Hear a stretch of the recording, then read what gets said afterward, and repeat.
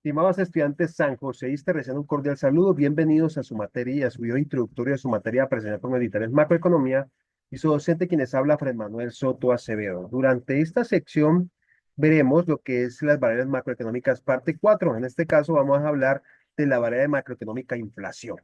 ¿Sí? Vamos a hablar de qué es inflación, qué es deflación. Vamos a hacer una pequeña introducción al IPC que va a ser nuestra sección número 11. Vamos a hablar del índice de precios, ¿no? Vamos a hablar de cuáles son los factores que influyen dentro de la inflación, como debido a la demanda, debido a la oferta, debido a causas sociales o inflación estructural. Vamos a hablar de qué es la inflación, ¿sí? Cuáles son las causas de la inflación. Vamos a hablar de qué es la inflación por demanda, cuáles son sus causas. Vamos a hablar de cuál es la inflación por costos. Vamos a hablar de la inflación autoconstruida y qué es la inflación por aumento de la base monetaria, ¿no? Vamos a hablar de los 6 tipos de inflación.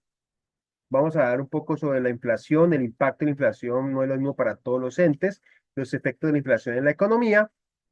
Vamos a hablar del poder adquisitivo reducido, del aumento de las tasas de interés, que también va a ser una sección, la sección siguiente vamos a hablar de las tasas de interés.